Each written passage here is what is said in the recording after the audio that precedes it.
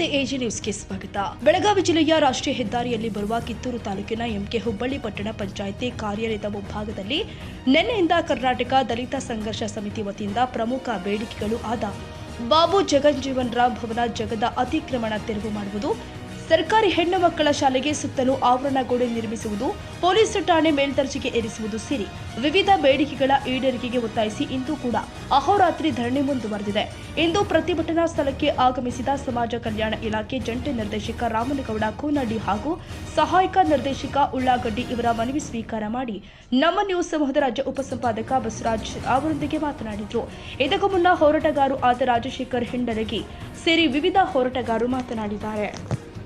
ನಮ್ಮ ವಿವಿಧ ಬೇಡಿಕೆಗಳನ್ನ ಇಟ್ಟುಕೊಂಡು ನಾವು ಅಹೋರಾತ್ರಿ ಪ್ರತಿಭಟನೆಯನ್ನ ಹಮ್ಮಿಕೊಂಡಿದ್ದೇವೆ.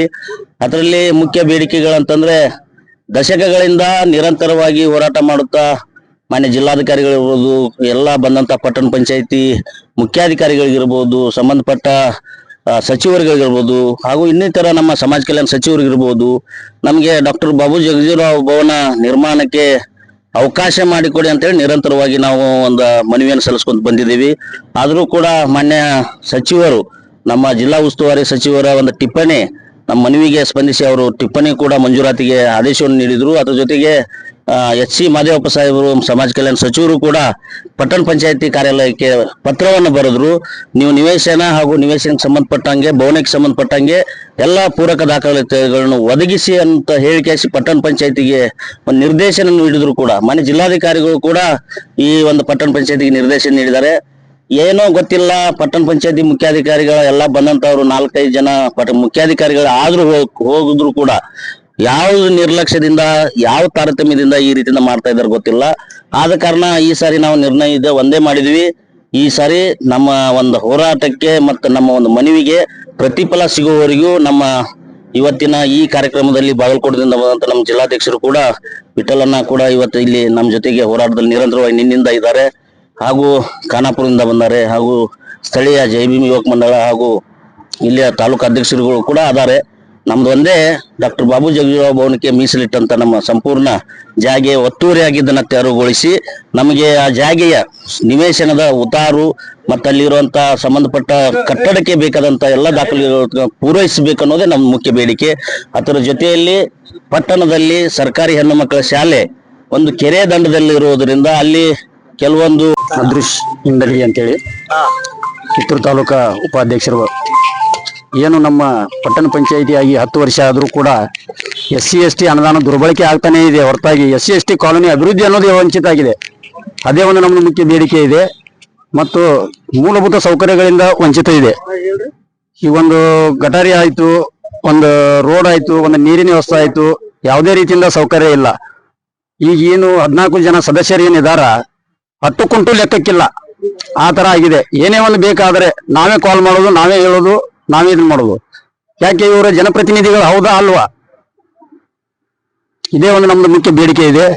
ಅದೇ ರೀತಿ ಭವನ ಏನು ಬಾಬು ಜಗಜೀವರಾಮ್ ಭವನ ಏನಿದೆ, ಯಾವ ಅಧಿಕಾರಿಗಳು ನಿನ್ನೆಯಿಂದ ಪ್ರತಿಭಟನೆ ಮಾಡ್ತಾ ಯಾರೋ ಬಂದು ಹೋಗಿದಾರ?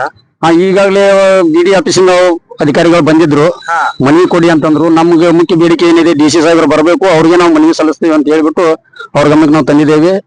ನಾವು ಇವತ್ತು ಅವ್ರ ಜೊತೆ ಮಾತನಾಡ್ಕೊಂಡು ಇದನ್ನ ಮಾಡಿ ಬರೋ ವ್ಯವಸ್ಥೆಯನ್ನು ಮಾಡ್ತೀವಿ ಅಂತ ಹೇಳಿ ನಮಗೊಂದು ಬೇಡಿಕೆಯನ್ನು ಇದನ್ನ ಮಾಡಿದ್ದಾರೆ. ಅದ ನಂತರ ಈಗ ನೋಡುವ, ಅವ್ರ ಕಾದ್ ನೋಡುವ ಬರ್ತಾರ ಏನ್ ಮಾಡ್ತಾರ ಅಂತ ಹೇಳಿ. DC ಸಾಹೇಬರು ಬರುವವರೆಗೂ ಅಹೋರಾತ್ರಿ ನಾವು ಧರಣಿ ಕುಂಡ್ರಾರನೆ ನಮ್ದು ಏನಿದೆ, ನಮ್ಮ ಬೇಡಿಕೆಗಳು ಏನು ಈಡೇರೋವರೆಗೂ ಬೇಕಾದ್ರೆ 8 ದಿನ ಹೋಗ್ಲಿ, ಬೇಕಾದ್ರೆ ತಿಂಗಳು ಹೋಗ್ಲಿ, 4 ಜನ ಆದ್ರೂ ಕೂಡ ಅಹೋರಾತ್ರಿ ಧರಣಿ ಕುಂಡ್ರೋದು ಅಂತೇಳಿ ನಮ್ಮ ಮುಖ್ಯಬೇಕು. ಅಲ್ಲೇ 5 ಗುಂಟೆ ಜಾಗ, 5 ಗುಂಟೆ ಎಲ್ಲ ಜಾಗ, 5 ಗುಂಟೆ ಜಾಗದೊಳಗೆ ಎಲ್ಲ ಒತ್ತುವರಿ ಮಾಡ್ಕೊಂಡಾರ. ಈಗ ನಮ್ಮ ಭವನ ಎಲ್ಲಿ ಕಟ್ಬೇಕಲ್ಲಿ ಇವತ್ತಿನವರೆಗೂ ನಮಗೆ ಭವನ ಅನ್ನೋದಿಲ್ಲ. ಆಮೇಲೆ ಇಲ್ಲಿ OP ಆಗ್ಯದ, ಒಂದು ಪೊಲೀಸ್ ಸ್ಟೇಷನ್ ಆಗ್ಬೇಕು. ಪಟ್ಟಣ ಪಂಚಾಯತಿಯಾಗ 10 ವರ್ಷ ಆಯ್ತು ಅಂತಿದ್ದು. ಮತ್ತೆ ಆಮೇಲೆ ನಮ್ಮ ರಾಜಶೇಖರ್ ಅವ್ರು ಹೇಳಿದಂಗೆ ಈಗ ಇನ್ನೂ ಆದ್ರೂ ನಮ್ಮವ್ರಿಗೆ ಕರೆಕ್ಟಾಗಿ ಸ್ಪಂದನೆ ಅನ್ನೋದೇ ಇಲ್ಲ. ಈಗ ಇವತ್ತಿನವರೆಗೂ ಇಲ್ಲಿ ಕೂತಿ ಯಾವ ಅಧಿಕಾರಿಗಳು ಹೆಂಗದಿರಪ್ಪ, ಏನದಿರ ಅನ್ನೋದು ಕೇಳೋರಿಲ್ಲ, ಹೇಳೋರಿಲ್ಲ ಇಲ್ಲಿ.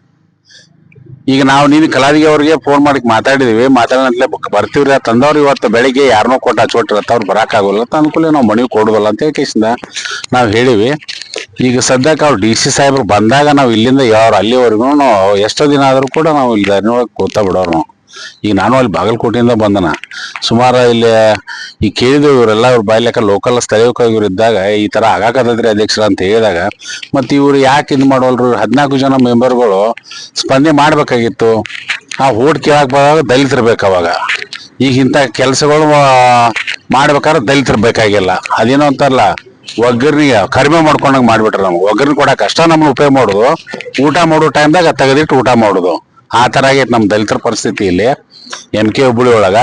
ಇನ್ನು ಕೂಡಲೇ ಸಂಬಂಧಪಟ್ಟಂತ ಅಧಿಕಾರಿಗಳು ಬಂದ ಕೇಸಿಂದ ನಮ್ಮ ಡಾಕ್ಟರ್ ಬಾಬು ಜಗಜೀವನರಾಮ್ ಭವನ ನಮ್ಗೆ 5 ಗುಂಟೆ ಜಾಗ ಯಾವ ತರ ಇತ್ತು ಆ ತರ ನಮ್ಗೆ ಕೊಡ್ಬೇಕು. ಒಂದು ಇಲ್ಲಿಕಾರ ಅವ್ರು ಯಾರಲ್ಲಿ ಅತಿಕ್ರಮವಾಗಿ ಕಟ್ಟಡಗಳು ಕಟ್ಟಾರೋ ಅವನ್ನ ಡಮಾಲಿಷ್ ಮಾಡ್ಬೇಕು ಅನ್ನೋದು ನಮ್ಮ ಮುಖ್ಯ ಬೇಡಿಕೆ ಆಗೈತೆ ನೋಡ್ರಿ. ಇವಿಷ್ಟು ಒಟ್ಟಾರೆ ವೀಕ್ಷಕರಿಗೆ ಗೊತ್ತಾಯ್ತಲ್ಲ. ವಿಶೇಷವಾಗಿ ಇಲ್ಲಿರ್ತಕ್ಕಂತ ಒಂದ್ ರೀತಿ ಹೋರಾಟಗಾರರ ಒಂದ್ ರೀತಿ ಬೇಡಿಕೆಗಳು. ದಯವಿಟ್ಟು ಮಾನ್ಯ ಜಿಲ್ಲಾಧಿಕಾರಿಗಳು ಮತ್ತೆ ವಿಶೇಷವಾಗಿ ಆ ಸಂಬಂಧಪಟ್ಟ ಇಲಾಖೆ ಅಧಿಕಾರಿಗಳು ಕೂಡ್ಲೆ ಭೇಟಿ ಕೊಡ್ಬೇಕು. ಮತ್ತೆ ಅಹೋರಾತ್ರಿ ಧರಣಿ ನಡೆಸಿದ್ದಾರೆ. ಯಾಕಪ್ಪ ಅಂತಂದ್ರೆ ಸಾಕಷ್ಟು ಒಂದ್ ರೀತಿ ಮಿತಿ ಮೀರೋ ಇದಿದೆ. ಹಾಗಾಗಿ ದಯವಿಟ್ಟು ಬರ್ಬೇಕು, ಆ ಸಮಸ್ಯೆಗಳಿಗೆ ಕೂಡ್ಲೆ ತಾರ್ಕಿಕ ಅಂತ್ಯ ಆಡ್ಬೇಕು ಅಂತಕ್ಕಂಥದ್ದು ನಮ್ಮ ನ್ಯೂಸ್ ಅಭಿಪ್ರಾಯ. ನಮಸ್ಕಾರ, ಥ್ಯಾಂಕ್ ಯು ಬಸವರಾಜ್. ಅದಾದ್ರೂ ಸಹ ತಾವು ತಮ್ಮಂತ ಎಫಿಷಿಯೆಂಟ್ ಆಫೀಸರ್ ಇದ್ದು ಇದು ಯಾಕೆ ಸರ್? ಸರ್ ನಮಸ್ಕಾರ ಸರ್. ತಮಗೆಲ್ಲ ಗೊತ್ತಿದ್ದಂಗೆ ನಮ್ಮ ಕಲ್ಯಾಣ ಇಲಾಖೆಯಿಂದ, ಸಮಾಜ ಕಲ್ಯಾಣ ಇಲಾಖೆಯಿಂದ 3 ರೀತಿಯಂತ ಭವನಗಳನ್ನ ನಾವು ಕೊಡ್ತಾ ಇದೀವಿ. ಒಂದು ಸಮುದಾಯ ಭವನದಲ್ಲಿ ಒಂದು ಡಾಕ್ಟರ್ BR ಅಂಬೇಡ್ಕರ್ ಭವನ ಆಗಿರ್ಬೋದು, ನಂತರ ಸಮುದಾಯ ಭವನ ಆಗಿರ್ಬೋದು, ಅದೇ ರೀತಿ ಡಾಕ್ಟರ್ ಬಾಬು ಜಗಜೀವನರಾಮ್ ಅವರ ಭವನ ಆಗಿರ್ಬೋದು, ನಂತರ ಪರಿಶಿಷ್ಟ ಪಂಗಡ ಇಲಾಖೆ ವ್ಯಾಪ್ತಿಯಲ್ಲಿ ಶ್ರೀ ವಾಲ್ಮೀಕಿ ಭವನ ಆಗಿರ್ಬೋದು. ಈ 4 ಭವನ ನಾವು ಕೊಡ್ತಾ ಇದೀವಿ. ಈಗಾಗಲೇ MK ಹುಬ್ಬಳ್ಳಿಗೆ ನಾವು ರಿಸರ್ವ್ ಮಾಡಿಟ್ಟಿದೀವಿ ಸರ್. ಈ ಜಾಗದ ಸಮಸ್ಯೆದಿಂದ ಸ್ಟಾರ್ಟ್ ಆಗಿಲ್ಲ ಅಷ್ಟೇ ಸರ್. ಈಗಾಗಲೇ ತಾವು ಹೋರಾಟಗಾರರು ಬಂದೆ ನಾನು 2 ಬಾರಿ ನಮ್ಮ ಆಫೀಸ್ ಬಂದದ್ದು ಕೂಡ ಮಾತಾಡಿದ್ದೀನಿ. ಅದೇ ರೀತಿ ಮಾನ್ಯ ಶಾಸಕರು ಕೂಡ ಗಮನಕ್ಕೆ ಇದೆ. ಶಾಸಕರು ಈಗಾಗಲೇ ಇದಕ್ಕೆ ಅವನಾದರವನ್ನ ಸಪರೇಟ್ ಆಗಿ ನಾವು ನಿಗದಿ ಮಾಡಿ ಇಟ್ಟಿದ್ದೀವಿ. ಈ ಸೊತ್ತು ಮತ್ತು ಜಾಗದ ಒಂದು ಇದರ ಸಲುವಾಗಿ ಇದು ಹಿನ್ನಡೆ ಆಗಿದೆ ಸರ್, ಅಷ್ಟೇ ಸರ್. ನಾವು ಜಾಗ ಕ್ಲಿಯರ್ ಆದ ತಕ್ಷಣ ವಿದಿನ್ 1 ವೀಕ್ ಅಲ್ಲಿ ನಾವು ಭೂಮಿ ಪೂಜೆಯನ್ನು ಸ್ಟಾರ್ಟ್ ಮಾಡಿ ಭವನ ನಿರ್ಮಾಣ ಸ್ಟಾರ್ಟ್ ಮಾಡ್ತೀವಿ ಸರ್. ಅಂತಲ್ಲ ಸರ್, ಬರೇ ನೀವು ಹೇಳ್ತಿರಲ್ಲ ಏನೋ ಒಂದು ಆರ್ಡರ್ ಇದು ಮಾಡ್ಬೇಕು. ಈಗ ನಿಮ್ಮ ಯಾವ ರೀತಿ ಹೇಳ್ತೀರಾ ಅಂತ ಹೇಳ್ಬಿಟ್ಟು. ಇಲ್ಲ ಸರ್, ಈಗಾಗಲೇ ನಾವು 5 ಭವನಗಳದಾವ್ ಸರ್ ನಮ್ಮ ಹತ್ರ. 5 ಭವನಗಳು ಯಾವ ಜಾಗ ಕ್ಲಿಯರ್ ಆಗ್ತಾವಲ್ಲ ಸರ್, ಅವುಗಳಿಗೆ ಮಾತ್ರ DC ಅವರು ಏನ್ ಮಾಡ್ತಾರ ಅಂದ್ರೆ ಅನುಮೋದನೆ ಕೊಡ್ತಾರ ಸರ್. ಈ ಜಾಗ ಸ್ವಲ್ಪ ಇದನ್ನಾಗಿದ್ದಕ್ಕೆ ಸಲುವಾಗಿ ಡಿಸ್ಪ್ಯೂಟೆಡ್ ಇರೋ ಸಲುವಾಗಿ ನಮಗೆ ಜಾಗ ಚೆಕ್ ಬಂದು ಕರೆಕ್ಟ್ ಆಗಿ ನಮಗೊಂದು ಮಾಪ್ ಕರೆಕ್ಟ್ ಆಗಿ ಮಾಡಿಕೊಟ್ರೆ ನಾವು ಇಮಿಡಿಯೇಟ್ ಸ್ಟಾರ್ಟ್ ಮಾಡ್ತೀವಿ ಸರ್. ಈಗಾಗಲೇ ಚೀಫ್ ಆಫೀಸರ್ ಅವ್ರಿಗೂ ಮಾತಾಡಿದೀವಿ ಸರ್. ಈಗ ಹೋರಾಟ ಏನಾಗಿದೆ ಅಂದ್ರೆ ಆ ಜಾಗ ಒತ್ತುವರೆಗಿದ್ದು ಸಲುವಾಗಿ ಸಮಸ್ಯೆ ಹಾಕೊಂಡು ಕೂತ್ಕೊಂಡಿದೆ ಸರ್, ಅಷ್ಟೇ ಸರ್.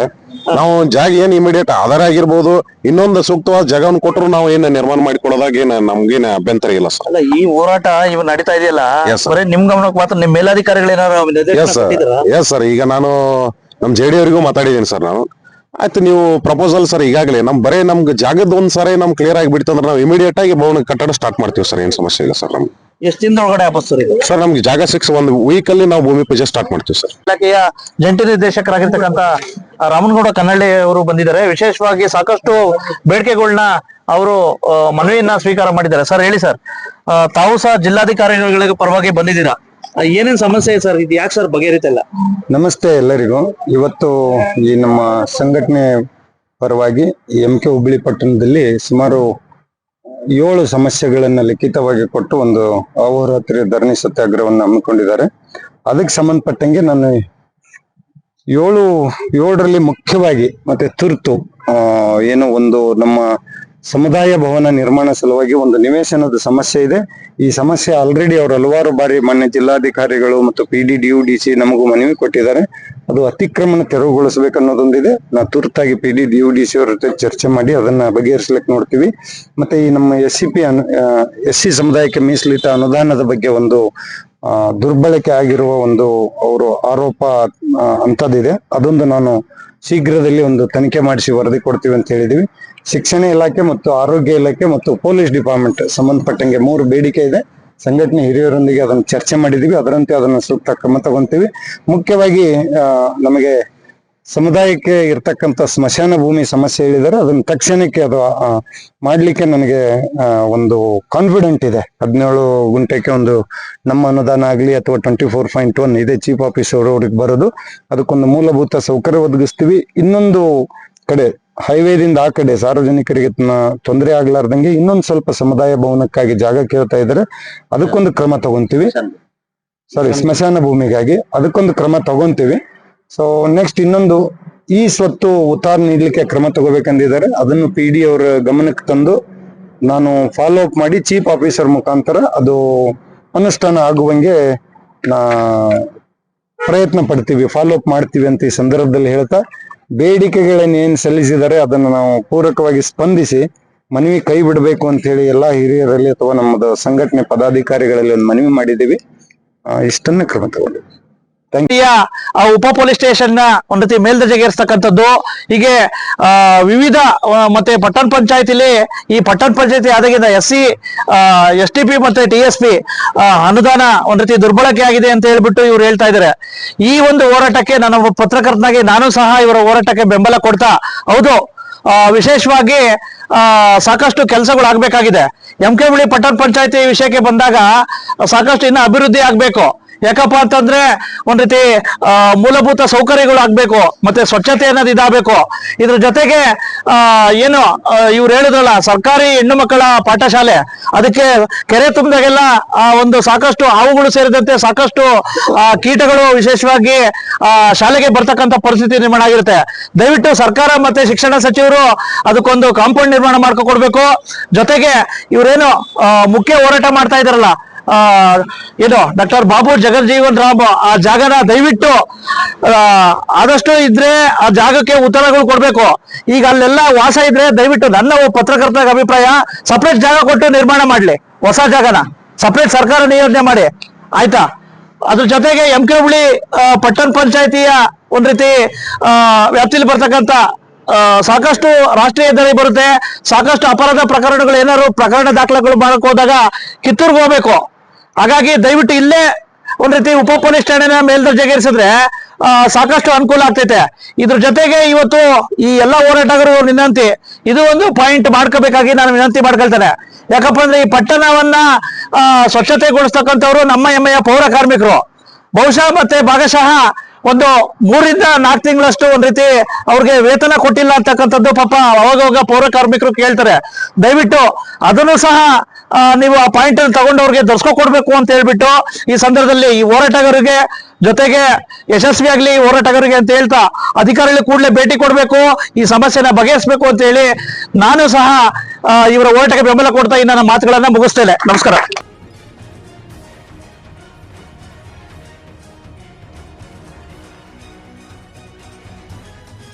ಕನ್ನಡಿಗರ ಮೆಚ್ಚಿನ ನಿಮ್ಮ AJ 24/7 ನ್ಯೂಸ್ ಕನ್ನಡ ವಾಹಿನಿ ಇದೀಗ ಟಿವಿಯಲ್ಲಿ ಲಭ್ಯ.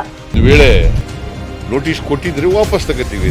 ಇವತ್ತು ವಕ್ಫ್ ಪ್ರಾಪರ್ಟಿ ಅಂತೇಳಿ ಬರ್ತದೆ ಅಂತ ಹೇಳಿದ್ರೆ ರೈತರು ಬೀದಿಗೆ ಬಂದು ಏನ್ ಮಾಡ್ಬೇಕಾಗುತ್ತೆ? ಯಾರು ವೋಟ್ ಹಾಕಿಲ್ಲ ಅಂದ್ರೆ ಗ್ಯಾರಂಟಿನೆಲ್ಲ ಸ್ಟಾಪ್ ಮಾಡ್ಬಿಡ್ತೀವಿ.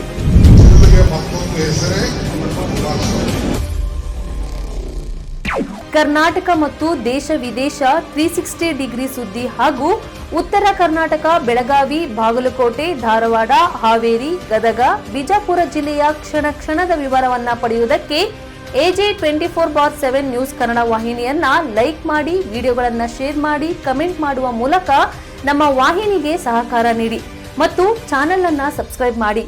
ಧನ್ಯವಾದಗಳು.